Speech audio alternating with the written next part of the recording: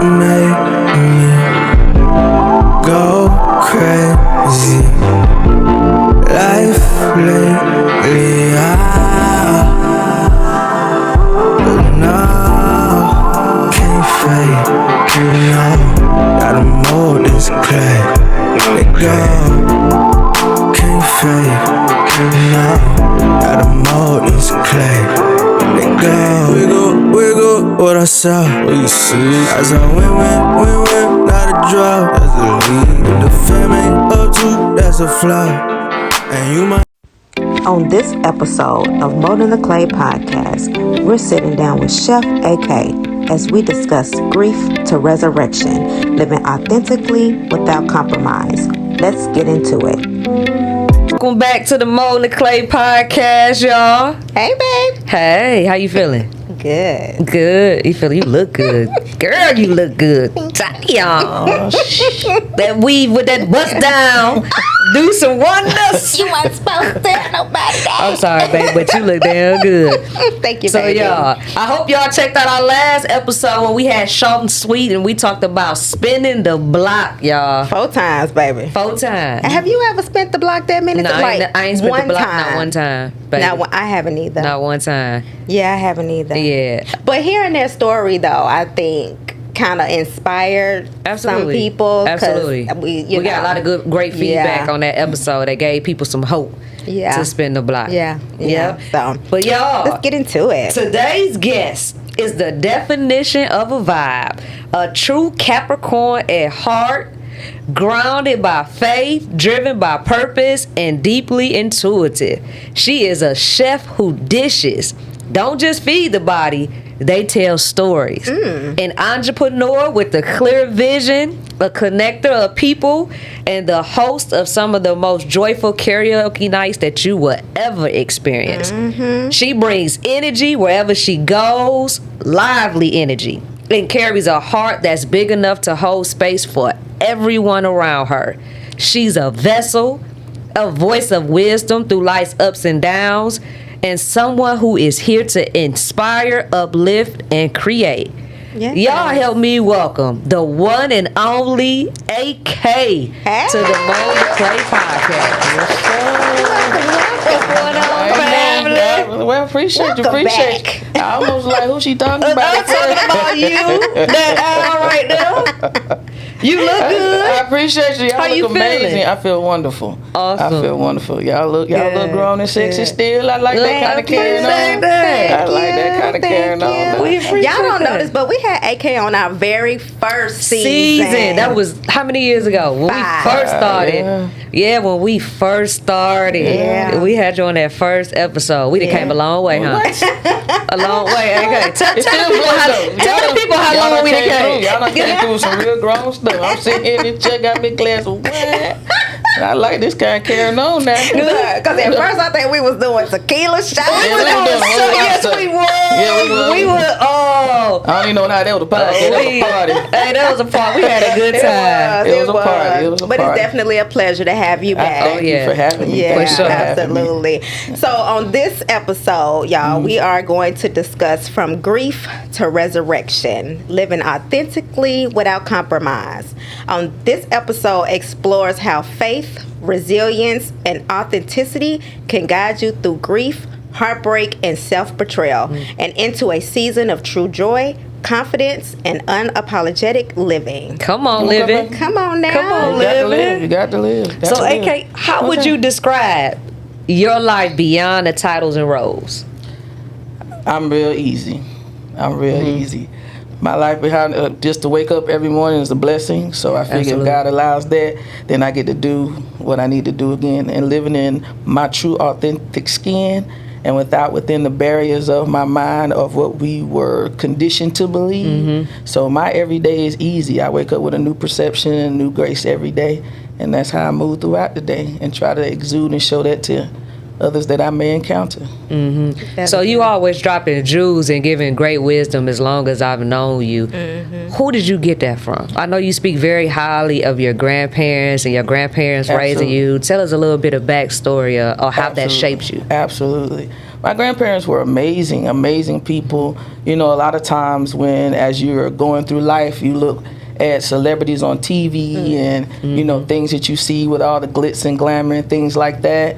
But they were giving me things throughout that they were my celebrities and my superheroes, because the unconditional love that they showed, not just to me, but to our family across the board, from their children to their grandchildren, great-grand, it was always consistent. No matter what you may have done in life, no matter what hiccups or wrongs you may have done, they still showed that genuine love and was always there to support and to be uplifting. And my grandfather was a very, very quiet man. He didn't make a whole lot of ruckus, but he was the genuine, like the fuel to everybody's fire to succeed and move forward in life. So no matter what you needed or what was going on, he was always there. You know, the Bible talks about how you don't just show love through tone, but through your action. And he was a man of that. My grandmother was a praying woman. I thought she was like really the closest thing to God. I know that's right. And you know, everything was always a praise and a thanks, no matter what she was going through. And I would always see her, even in her moments when she was sick and down, and even on her sick bed, she's still giving praise. She's still giving thanks. She was like, anytime you open your eyes and you move through life, you always got to be able to, what am I doing to bless somebody else? So I've seen her, even in her worst moments, still giving God glory and still giving praise and still uplifting other people. Yeah. So that was very inspiring to me. So that's how I try to pattern my life after. And that's amazing. Yeah. I can see, just from you describing both of your grandparents, I definitely see your granddad in you. Yeah. Because no matter what you face in life, everybody likes a response. And sometimes we have to learn how not to respond. Correct. How just to move, you know what I mean, with Move in grace. silence, yeah. And move with grace and understand that God handles all. Absolutely. You know what I mean? Absolutely. But, and also I see your grandmother in you a lot, because I know anytime we had any get-togethers, any type of events, when it's prayer time, they like, where AK at? Where AK? And you got us over in the circle shouting, ready to go to church. We nicknamed you Deacon AK. You know what I mean? Yeah. You definitely, you definitely have both of their traits. Yes. As long as we've known you, you have remained that person. Like appreciate the that. whole time we've known you, have not changed I at all. appreciate that. And I love that energy about you. I think it's so like fulfilling, you know. I appreciate So that. if you ever get a chance to be around AK, y'all will get that energy. You sure will. Yep. I appreciate that. I appreciate that. I So always- where does your faith show up most in your personal and professional life? In my everyday. I mean, the first thing is when, like I say, when I get up in the morning, you know, just being thankful. You know what I'm saying? No matter what I may know that I have to encounter, just walking by faith. There are times that I'm walking in my car, I'm walking in prosperity, wealth, health, success today, no matter what I may face. So that's just how I've always been. Even when I have moments where I feel overwhelmed, I have to take a minute and step back. I'm like, okay, well, God, if you trusted me with all this, you're going to trust me to be able to see an outlet in some shape, form, or fashion. So I'm always strategic in mind of how to handle certain things. Yeah. So that's just kind of how I move, you know, personally and professionally. And you mentioned like being honest to a fault.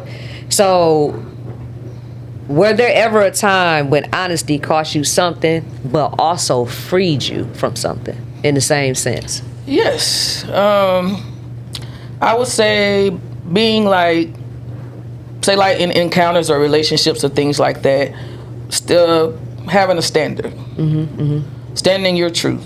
You know what I'm saying? So if I ever faced a situation where it was unappreciative, to be able to stand up and be like, hold up, that's not how it's gonna go right here. You know what I'm saying? And in that, there are some people that have fell to the wayside.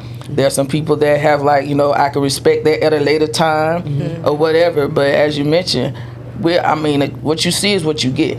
What you see is what you get. So in being authentic has cost. You know what I'm saying? Yeah. The shedding is hard. Absolutely. The shedding is hard. I talk about this all the time. I done lost a lot of relationships because of the shedding. Absolutely. You know what I mean? Absolutely. It just comes a time when you say, I can no longer allow this. I can no longer be in this space. Absolutely. And a lot of people think that you don't have feelings because you say that, and you come to that realization. It probably hurts you, you know what I mean, more than it hurts them. But it's something at a point in time you got to say, I love myself more than to keep putting myself through certain situations. Absolutely. And sometimes that's hard. Absolutely. Yeah. But when you realize that you're the only person that you're accountable for, you have no control over other individuals, no matter what they say or what they do.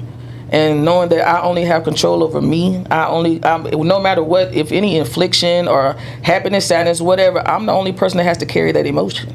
So in doing so, I have to be in tune with me in order to move forward. So no matter, when I realized a long time ago, I have no control over people. No matter how much I may desire or want them to be a particular way. And sometimes we have unspoken expectations of individuals that they don't even possess the characteristics to even live out what we think of who they are. And people live in facades a lot. You know what I'm saying? They live behind a mask and they don't show them true selves. So I've always, in some ways you meet people and they're like, well, what you like? What you like? I like people. I don't want to give you any adjectives so you can become an actor or actress. There you go. So you can pretend to be what I like in the moment. On now. I want you to be who you are. Who you are. Yeah. It's this lady, I can't think of her name, but she has a podcast, and her tagline and her book is "Let Them Be." And she has a lot of great speaking points when she says, let people be, let them be who they are. And when I started letting people truly be who they are, I felt a big pressure off of myself. Oh, you feel lifted. Yeah, you feel lifted because you like, freedom. I'm making up stories in my head on how I want you to be, and I'm creating this person that you're really not. Right. When I could just let you be who you be, and I can decide if I want you in my space or not. Exactly. Yeah. You're exactly right. Galatians 5:1 speaks on stand fast in liberty that Christ has made us free, and be out entangled again with the yoke of bondage. And that can look like a whole lot of stuff that we like. But this bondage is a noose around our neck. No matter how much we want it or desire it, and once you get that liberty from that, you better live.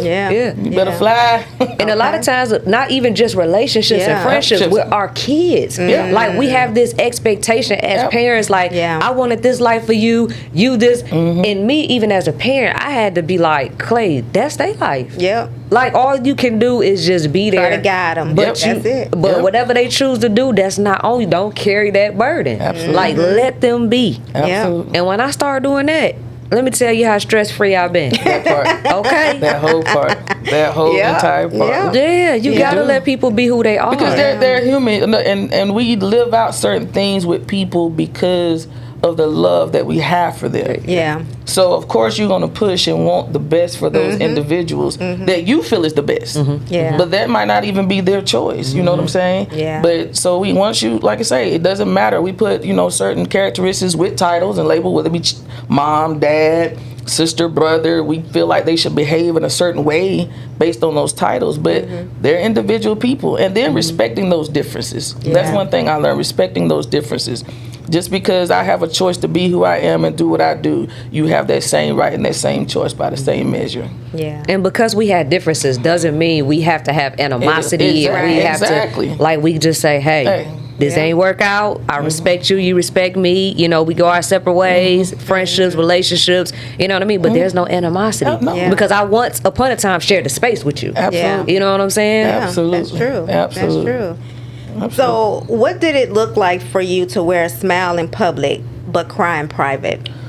Ooh, have mercy. That was deep. That's a deep one. That's a deep one. When you in a space and you've experienced life changes, and you can be in a relationship and experience life changes. I can say, going from, a lot of times you can grieve things in the midst of. A lot of times we look at like physical death as grieving or whatever, but if you had a career change or you may have obtained some things and you lost those things, that's a grieving period. That's a true grieving period. So there are times that I've had to show up and smile and be in the presence and to lead people with a smile on my face, while all on the backside I'm like, can somebody see me, please? Do y'all not see me? And you want that embrace or whatever, and you want to be embraced, but you're giving embrace. It takes a lot. But at the end of the day, I know it's all worth it. I know it's all. It makes me a better person. It makes me a better leader. It makes me better at what I do day to day. It makes me a better chef. It makes me better all the way around. It makes me a better friend. It makes me a better associate. And when and for my person, it'll make me a better person for that person. Yeah, that's true. It's hard. It's hard when you are dealing with something internally, but you got to show up for everybody else. Absolutely. You know what I'm saying? That takes a unheard of strength that people don't even know about. It's like, damn, I'm showing up for y'all. I'm smiling, but do you see me? Do you know what I'm going through in the inside? Right. If you and not only even knew. just that though, you're showing up for other people, but still trying to show up for the person that you're with, because that's just what type of person that you are. Yeah. You know what I'm saying? You don't want to see them hurt. Right. So you allow yourself to be hurt in that process. Absolutely. And you downplay yourself. Yeah. You take a back seat a lot of times to situations and to let them shine. You know what I'm saying? But one thing I have learned over a period of time, when you have a true light inside, all you gotta do is walk in the room. And you don't have to do a whole lot to gain attention. When people act out and want to be seen, you're looking for validation. I already been validated. There you go. There you go. Come on now. And that's a whole word right there. I try to stay away when I see people like that. I try to just be like, all right, you know what I'm saying? Like your light gonna speak for you. Absolutely. Yeah. Absolutely. And some things are gonna. I feel like people that truly know you, They know you. they know you. And some things, as you mentioned, Miss Sally, you don't have to defend. You don't have to explain. The truth gonna reveal itself. Facts. Yeah. And it always does. Absolutely. Ask my wife. My wife used when we first got together, and even sometimes now, up until the last few years, she's always be like, Zero ready to be on go about me. And I'll be like, baby, chill. God got this. I said, baby, chill. And she always tell me, and then she always be like, baby, you were so right. And whoever did you wrong, and you move past it, and you continue to walk in grace, and you know what I'm saying? Right. It always comes back to them even worse than what they handed to you. It did. You know what I'm saying? No, God don't play about you. You know what I mean? But I wanted to show my wife too, and I be trying to show my kids too. Absolutely. You know what I'm saying? Because they be on go. Absolutely. They be waiting on G, sitting on O. They be ready, and I'll be like, they be looking, Mama Clay. Well, I'm tired of just letting. I'll be like, no. I've had those moments. Yeah. Yeah. I mean, because you human. Yeah, I've had those moments. I want just go in. With the seats. Yeah. Snatch a bitch real quick. Yeah, that's true. You said that's the key thing. With receipts. But I'm like, it ain't worth it. Yeah. Anybody, you know what I'm saying? It don't even be worth it. Because at this point, then you pulling me out there like you. Yeah. And I ain't gonna Come on now. I ain't gonna do it. So how do we identify when we are living in dysfunction and making it our norm versus having healthy relationships around us? Like, so what's the way that you can identify to be like, damn, or what was it for you to be like, damn, I'm living in dysfunction that I had to just snap back into it. You know what I'm saying? To realize this not it. When you get to a place to where you don't want to go home, or you pull up in front of your door and you sit in your car. Sitting in the car. You sit in We your all car. been there. So you get to a place, and then you identify where you start to have those moments to where you realize, I don't even look at you the same. The flame kind of is dying. I don't even feel the same anymore. And then when it comes to where you start to just coexist, and then in the face of people, it looks one way. But behind closed doors, It's hell. What? Yeah. I don't even like you. I think that'd be the hardest part when cause I've had a relationship, one in particular, to where I was like, I thought she was the baddest thing walking. Right. But being in a relationship and going through the hurt and the trauma and all of that shit, I can't even look at you and say that you fine no more. Like, you ugly in the hell to me. You know what I'm saying? It's because of your spirit and what you took me thugh as a person. Yeah. your spirit starts to grieve. Like you start to feel a heaviness. You start to not be. It's like you fake it till you make it. You know. Yeah. And once you start to realize that you have value, and what you do possess does belong to someone that is deserving. And you know that you're going to give it to someone because you pour into people. And I realized I kept pouring and pouring and pouring, but I wasn't getting anything in return. And then I could speak on it and say what I needed, and you still chose not to or meet me halfway. So at this point, I don't have any value to you. So what am I doing? It's like paying to see the same movie and I already know the ending. Yeah. There's no point. There's no point. Yeah. So at a point, I got to realize that I'm the star. It's time to write a new script. Okay, Nope. come on. Come now. on. We're doing some new episodes. Come on. And here we go. I love it. So how do you go about now? Like, how do you go about setting boundaries, and why do you feel like a lot of people stick around? You know what I mean? A lot of people stick around through it. Like, is it a self-esteem thing, or is it because you come accustomed to the everyday? You get content. Like, what is it? You know what I mean? Because I know a lot of people wonder, like, that's in relationships and they have family members and they have friends that's in certain situations, and they know and they like, damn, why they won't leave? So what do you think it is that keeps them there? I say for me personally, it was more so I had became functional in grief. I had not healed from life changes.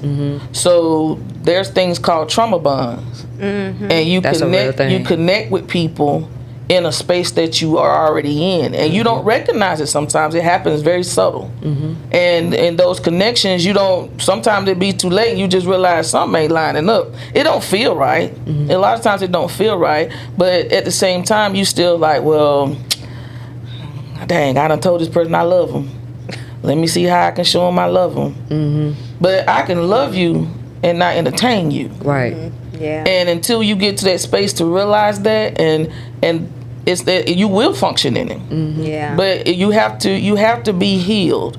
You have to realize, like, what is it about me? Not about the person. I don't like this. I don't like this about this person. They're doing this. I don't care for this. But then I'm like, what I did for me, I was like, what is it about me that's even attracting this energy? That's the hardest Yeah. thing. What is it about me? What do I need to change? Yeah. So I had to do some self-reflection and think about some things that what was I putting out there? You know what I'm saying? And I made certain things acceptable, not being authentic and not being my true self. Yeah. But as I started to get me back, I was speaking and said, I'm not that same person. Yeah. I'm not. We not the same people. I'm not that same person that you encountered, years ago or whatever. Yeah. She don't live here no more. What do you think was the aha moment for you? The aha moment. The aha for me, moment to be like, this ain't me. This ain't AK. Like, this not when it. things got physical. Yeah. When things But got see, physical. that's the thing right there, because sometimes in some relationships when they get physical, it's still not an aha moment for That's some. it's Yeah, an yeah. aha Yeah, moment. yeah. It's- Things get physical where things feel it's volatile. Where you want to like put your hands on people or you want to break things and all that stuff. Your physical behavior becomes very hostile and aggressive. Your tone is aggressive. You can't have a conversation. That was an aha moment for me, because I'm like, this is not what I do. Yeah. This is not who I am. Yeah. Yeah. And you having a conversation with someone like we're talking now, and they all elevated, and I'm looking at you like, what the hell wrong with you?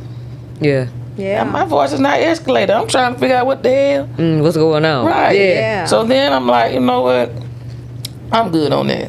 So for me, I just retract. Yeah. Start slowly pulling away. Things were different. It's different. Don't make excuses. But let's be real about it. Yeah. That's the hardest part, though, to finally get that courage, or to finally get that aha moment to be like, I'm finna go. I can't do it. And I think some people still stay too because they sometimes feel an obligation because they have spent all of this time with this person and you have built so much together, and it is somebody that you loved and was in love with at one point. You know what I'm saying? So I feel like even though all of those feelings and things are there, you had an aha moment, I feel like there's still some type of obligation in the back of their mind that they are obligated to stay when you're really not. But I feel like that's part of the reason why a lot of people stay. True. You know, because they want to, to add to that, baby, to feel like, damn, I wonder if they gonna be okay if I leave. Absolutely. Are they gonna care. You care because you care, and that's the fucked up part about having a good heart. You know what I'm saying? It is. Friendships, any type of relationship. That's the fucked up part about having a good heart is because you. In the back of your mind, you want to set that boundary and put your foot down because you know that's what's needed. But in the back of your mind, you like, damn, I wonder if they okay. They don't got this. They don't have that. You know what I'm saying? Yeah. But, you know, it's power in words. So even in saying that, I may have thought it, but I stopped acting on it.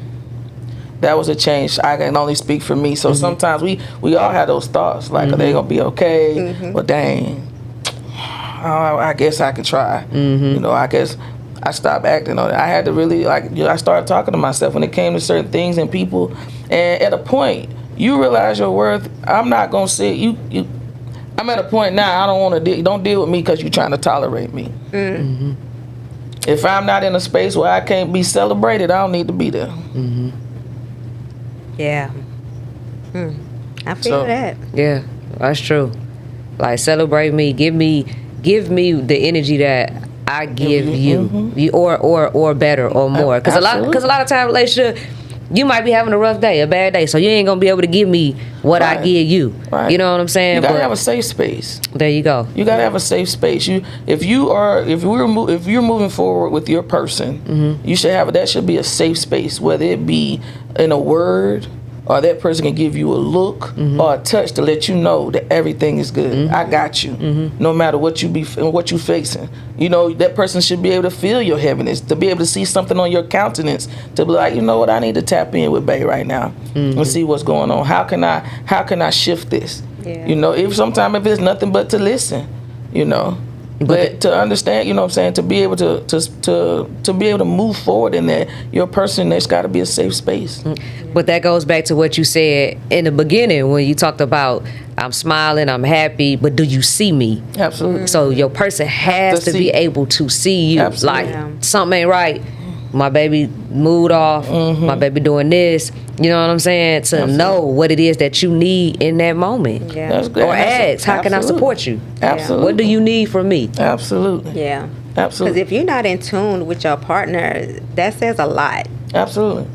Because you don't even notice when I'm not happy or when I'm sad or when I'm irritated. Like, you don't even notice those things. That means you're not even paying attention to me. Like, what the fuck? When you're connected with a narcissist, that makes the difference. That's a difference, though. Even for my team and people that I lead, I've always checked in with them and check out with them, even in my professional. Right. Like before, and I really didn't have to, you know, like, hey, come check with me. But I check out. If I come in, I speak to everybody. Absolutely. When I leave, I say goodbye. Then I say, hey, what is it that you need from me? Is there anything I can do for you? And I just feel like that's just a service. As servants, our job is to serve, period. And if we walk in the sand that we are people of faith and we want to give, your job is to serve, and you got to be accessible to be able to, what is it that you need from me? And if you can do it, do it. If you can't, say that. Right. Yeah. There you go. Speak up. So you describe grief as more than just a physical death, right? So what are some deaths you've experienced that changed you the most? Relationships, divorce, job, finances, losing material things of grief. You know, it's relation. I mean, for even like siblings, things like that. It's a lot. It's a changing moment. Yeah. It's a changing moment, and you have to feel it. You got to sit in it. Yeah. And then sometimes you experience grief with yourself. because the person that you once were, you're no longer. You know, so you got to be able to sit in and feel it. Yeah, and know that it's okay, and it shows up at different moments and different times. It does, and triggers. Yeah, absolutely. Yeah, but triggers are nothing but unresolved trauma. I'm trying to resolve all mine. I know that's right. You trying to look. Let me face it head on so it can get deep behind me. It's not always easy, and it's difficult, and I may tap into it a little bit, and then like, hey, I ain't ready. I'm not ready to really deal with all of it. Yeah. But then you gotta move. You gotta move forward. Yeah. But even though I may push pause right here, it's just a pause. I ain't gotta go 15 steps back. It's just a pause. Yeah. And then we just go from there. So how are you processing that grief though? I process it with prayer. And you give it. I mean, you speak how I speak to yourself. I speak to myself every day. In every movement. And that's helping. And that's helping. Like, do you do therapy or anything like that? I've done therapy before. Had you feel like that helped you? That was when I was speaking on, like, what is it about me? What is it? I'm looking at physical, like, what am I doing that's allowing me to be in this space? What am I missing that is, because even going to seek that let me know this ain't right. It don't feel right, you know, any of that. So what am I missing? What do I need to do? It wasn't about the other person or things. It was about me. Like, what am I doing? Why am I allowing this? What's going on? And grief will allow you to, and grief, that happens. Yeah.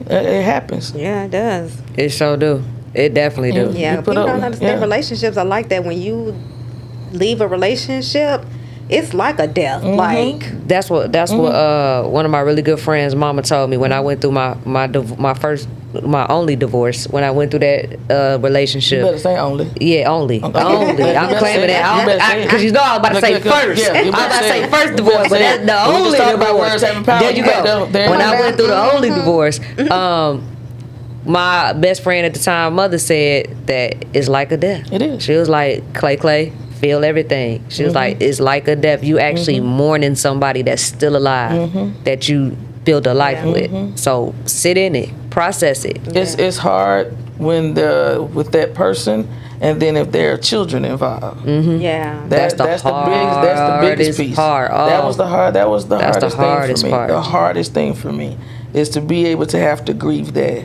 because you're dealing with somebody that's not grown enough to continue to allow that relationship to move forward. And it's guilt though. It feel like guilt on your end because you make the decision to step away. You know, I could speak for myself. When I went through my divorce and I left the state, I felt guilt because I'm like, damn, I'm leaving my kids behind. You know what I mean? But that never stopped me from being in their life. I was blessed enough to be with someone or build a life with someone who would never take the kids from me. You know what I mean? And I'm praying that maybe the person you're speaking about will get to that point eventually because of the effect that you've had in the child's life. And that's even if that's something that you want. I definitely do, like, because children are innocent. Absolutely, you know what I'm saying? Absolutely. And they're only conditioned to move how we condition them. You know, and so to have to sit in that, to like, I can't have a conversation.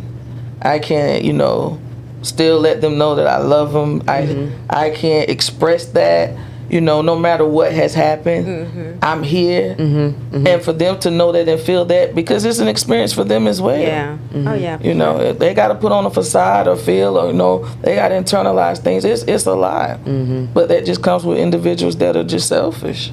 Yeah, but I'm praying for the best of that situation, because I know how it is, when you step up and you be in a child's life, and then, you know what I'm saying? Absolutely. That relationship. And I think as masculine presenting women, there's a lot of us that have dealt with that or currently dealing with that. Absolutely. You know what I'm saying? And a lot of biological mothers, they don't know how much that affects us our everyday. You know what I mean? Because you take the time out of your life and you're nurturing and you're caring and providing and being there. Absolutely. You know what I mean? When you don't have to, but you're doing it because that's who you are and the love that you have for that child. Right. Genuine. You know what I'm saying? Genuine love. So I'm praying I feel like that we don't have that conversation enough. We don't either. We don't, because that is a real thing. It is, and it's a serious thing, and it's a very hurtful thing. It is. And if you cared anything about the person that you was with that loved your children the way that you loved them, then you should have that much respect for them to want them to still be a part of that child's life. Right. Period. I don't care what your situation is, what we went through, and our downfalls, but don't do it to the kids. Right. That's not fair. That's off limits. It's not even considering what the children are feeling. Right. Because, like you say, they're experiencing, a grieving moment as well. Because if that person was a constant that's there, and for me personally, I was there all the time. But it gets to but now it's unfortunate, but there's power in prayer. Absolutely. So Absolutely. you deal with the hurt, you deal with the emotions, and then you leave the rest up to God to work it out. And I know He will. Absolutely. It'll definitely be worked out. Absolutely. I know that it will. Absolutely. So I'm praying on that, because I already know that can be a tough space that nobody won't understand unless you actually been through it or are going through it. You know what I mean? Yeah. So at what point did you realize you deserve better, and how did you act on it? Like I said, that aha moment when things were just like, everything was just volatile, tones, all of that. And I'm like, I'm a good person. I'm not a perfect person. I'm sincere. I give, I commit 100%. I'm giving, I'm have all these wonderful attributes. And I was like, you know what? It gets to find a place where it will reside and be received, and not just taken. So, but once I got to realize who I was and who I am, I'm ready to move forward. And how I move forward now, I'm out here in these streets. Not in these streets, not outside. Y'all know we sound old. Talking about, I'm out here in these streets. We outside, y'all. We outside. Ain't doing nothing outside. Ain't doing nothing but working and grinding. Getting in the car, going to the house. You know what I'm saying? So what does apologetically being yourself look like in your work profession versus the kitchen versus the karaoke stage? That's a lot of personalities. I gotta change hats here and then there. Professionally, I mean, what I do, it all aligns with who I am and my personality. So I enjoy it. Being a service is hospitality. That's my industry. That's what I do. When I'm preparing food, it's a feel good. It's still a giving. It's a service, because if I'm preparing something that for someone that is customized to you, and to see a smile or to see an excitement or someone do that, it's a feel good. So that's satisfying to me. And then being able to do the same thing in karaoke, to be able to encourage people to get out of your everyday and let your hair down, and it don't matter what you sound like. Karaoke is carry your own key. So let's make it do. Says the one person that be tearing down the goddamn mic. This Joker song, Escape. Who was it? Who can I run to? What is it? What Understanding? And y'all know Candy part where Candy hit that high note. Everybody turned around at the damn karaoke spot, and Candy didn't comment on the damn post too. She be trying to act nonchalant. She got some pipes on her, y'all. Don't let her fool y'all. She'll serenade you in a minute. Yeah, and those hands is gifted too. With the hit me. So your grandmother inspires you. Yeah. That's where. Tell us a little bit about how you got into cooking and being a chef. I really growing up, I didn't have to cook or do anything like that. But my grandmother was always cooking. But she wasn't a morning person. So by the time she invented brunch, because she didn't get up at 1 o'clock. She be like, it's breakfast ready. It's lunch. We already ate some cereal. Right. It's lunchtime, grandmother.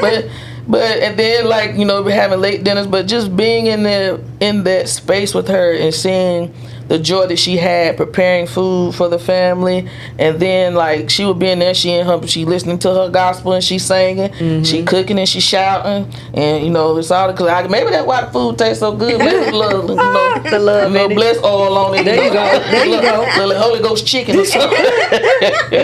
So it was always just singing, and I would watch her do things, and she took her time. and the love that she put into it. She was real about it. You didn't play in the kitchen about her food. You didn't come there. Right. You didn't touch nothing without washing your hands or anything. And then I was a little spoiled with it because it was something that I wanted. She would make it or whatever. And it was just seeing her. She like, now you gotta do this and you gotta do this and you don't just rub it like that. I was like, first I was like, I want to rub it. This, I can't get a spoon. Right. She was like, no, you gotta use your hands. You gotta do this. So I started to see her passion, and as I opened myself up, I started to feel it. So when I'm cooking, that's my element. That is therapy for me. So good. That is therapy, especially for me. my chicken and waffles that you make. Them chicken and waffles. Yes. You know my favorite. What? Them lamb chops, baby. Look, you and these lamb chops. I actually just did some for a party. For my cousin's party, he wanted me to do some lamb. I did lamb and we had slabs of salmon and did all that stuff. And when literally once they were done and going out, walked back, I was like, what you did to him? I love it. That's amazing. So, AK, where did your love for karaoke come from? I'll be honest. I had never done karaoke before, but I did karaoke to get some attention, to get a person's attention, and it was more so just like, damn, who's that? I see they say I'm gonna learn me a song. Right. Like one way by or any means another. necessary. Right, exactly. So I would be driving, learn me a song, and I went to the karaoke because even the DJ, I knew him, and I was like, hey, I'm gonna sign up for karaoke, and he was like, what? You gonna do karaoke? I was like, yeah, because in my mind, I was like, either I'm gonna pick it up real good, and they gonna remember, or either I'm gonna sign out right, and they gonna remember, So I had my swag on 1,000, got up there and put a little. What you sing? I sung a Natalie Cole song. Okay. Yeah, I sung an old school song. Okay. And so after I, sung or whatever, I seen the looks or whatever, I was like, got him! Yeah, you tore that thing up. But yeah, so, and then just from there and doing, that was kind of like a routine, but in doing it was, I enjoyed it. And then I was getting a lot of feedback from different people, like, you should do this, or you should do this. I've had people come up and hug me. I've had people cry. I've had people, like, give money. You sing, they was like, man, like, I really enjoyed you. Like, I had one lady tell me, she was like, she said she hadn't sung karaoke in so many years. She was like, but the way you, like, interact and the way you were talking, she was like, it just made me feel so good. She's like, I wanted to sing, and she sung that day. But I go out and engage, like, you outside, let's have a good time. You out here, let's go. Yeah. It don't matter that song you was singing in the shower, I want to hear it. That one you was singing in the car on the way here, let's go. It ain't gonna sound like yours, but I sing. Come on, Tennessee Whiskey. They gave the right people. They gave the right people the voices. Cause let me tell you, if I knew how to sing, I'd be singing all the time. You let me still be singing all. I know. That's what I'm saying. Imagine that times two. Mess. Music. Everybody loves music. Music is a come together. It's healing. So having people to be able to sing out and live out, that's your moment to do your celebrity, be your star in your own in your own way. Yeah, carry your own key. Yeah, it's all about the vibe. That's it. That's what that means. Yeah, carry your own key. I don't know if that's what it means, but that's what I say it means. I look, and I'm over here. You know we married. I'm over here. I'm like K-Y-O-K. Yeah, I'm like karaoke. I'm like, wait, that ain't enough letters. Karaoke spelled K. Okay, baby. That's why we married right now. I'm gonna go with you. I sure believe it. I was like, one day I learn something new every day. Yeah, that's what it is, though. It's carry your own key. That's why karaoke. Karaoke. It makes sense. Yeah, absolutely. So for our mothers, AK, who's struggling or dealing with a situation and they're on the fence and teeter-totter and they're trying to, respect their boundaries and themselves, how can someone start the journey of being honest with themselves even when it hurts? Got to step out of fear. Can't be afraid. Stand there, look in that mirror, and identify who you are and who you desire to be as an individual, and know that you are. Know that you're wonderfully made. God don't make no mess, and He ain't create nothing wrong. And you realize and start to, piece by piece, start to see your pattern come back together where you can see the full picture of yourself. and you will identify your value and your worth. And it's one day at a time. Tomorrow is coming, no matter what. We can't stop it. Yeah. There you go. Time. We can't stop time.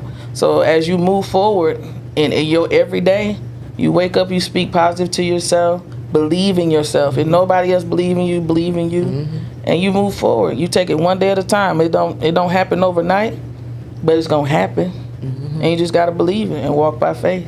Yeah. We appreciate that good word, Okay. Deacon AK. So tell the people what you have coming up and tell them where they can find you on social media platforms. Oh, my bad. All right. So on IG, TikTok, X, all of that is chef_AK1.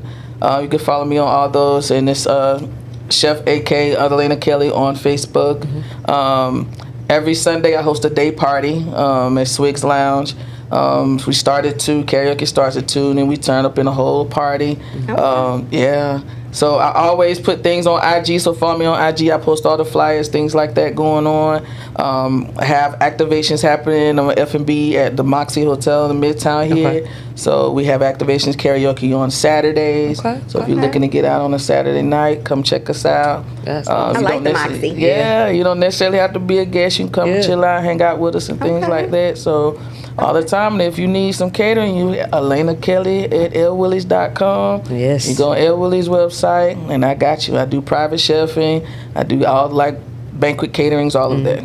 And the food is good, y'all. I was just finna say you will not The be food is good. disappointed, y'all. You won't be disappointed at all.